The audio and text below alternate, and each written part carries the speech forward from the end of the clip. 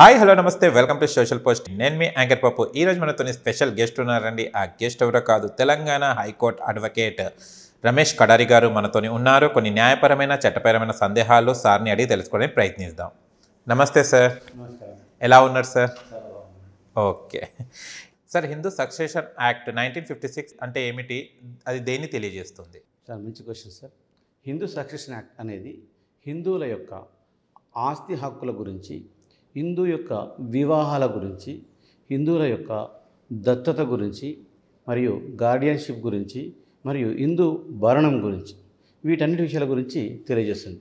మనం ఒక్కొక్క దాని గురించి క్లియర్గా చెప్పుకోవాలనుకుంటే, ఆస్తి హక్కులు అనేటివి ఎలా పంచాలి, హిందూ వ్యక్తి చనిపోయినప్పుడు అతని ఆస్తులను ఎలా పంచాలి అన్న విషయం గురించి తెలియజేసేది ఫస్ట్. అది రెండోది ఏమనుకున్నాం మనము, హిందూ వ్యక్తుల యొక్క వివాహాల గురించి, వివాహం యొక్క చట్టం ఎలా ఉంటుంది, వివాహం అంటే మనం సప్తపది, అగ్ని గుండం, తొంతు చుట్టూ తిరగడము, ఇవన్నీ మనకు ఉంటాయి కదా. ఇవన్నిటిని గురించి హిందూ యొక్క వివాహాల గురించి క్లియర్గా తెలియజేస్తుంది. అలాగే దత్తత, అడాప్షన్ ఏ విధంగా తీసుకోవాలన్న విషయం కూడా తెలియజేస్తుంది. ఒకవేళ గార్డియన్షిప్ ఉన్నప్పుడు గార్డియన్షిప్ని ఇన్న అర్హతలు ఏంటి, గార్డియన్షిప్ ఎవరు తీసుకోవాలి అన్న విషయాల గురించి తెలియజేస్తుంది. మరియు భరణం అంటే ఏంటి? కట్న కానుకలు. హిందూ సంప్రదాయంలో కట్న కానుకలు ఇస్తాం కదా, ఆ కట్న కానుకలు ఏ విధంగా ఉండాలి అనే విధంగా కూడా తెలిసింది. వీటన్నిటి గురించి తెలియదు. అదే Hindu succession act 1956.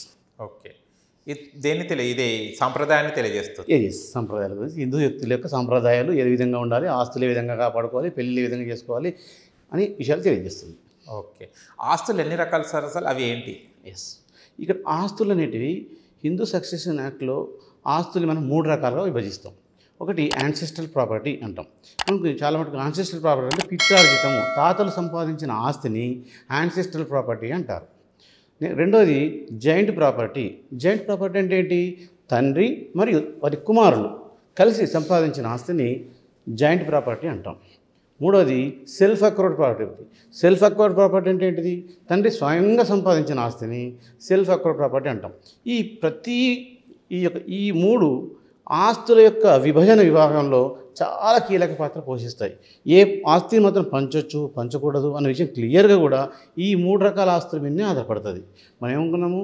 Ancestral property, joint property, self acquired property. ప్రతి పార్ట్ కూడా ఈ యాన్సెస్ట్రల్ ప్రాపర్టీ అయితే ఏ విధంగా పంచాలి, జాయింట్ ప్రాపర్టీ అయితే కొడుకులకు ఏ విధంగా హక్కులు ఉంటాయి, అలాగే సెల్ఫ్ అక్వర్డ్ ప్రాపర్టీకి తండ్రికి మాత్రమే హక్కులు ఉంటాయి, కొడుకులకు పిల్లలకు ఉండవు, అని ఇష్టం ఇవ్వచ్చు లేకుంటే ఇవ్వచ్చు అనే విషయాలన్నింటినీ కూడా తెలియజేసేది ఈ 3 రకాల ఆస్తులు మనకు ఈ యొక్క హిందూ సక్సెషన్ యాక్ట్లో చాలా కీలక పాత్ర పోషిస్తాయి. Thank you so much sir. Thank you so much.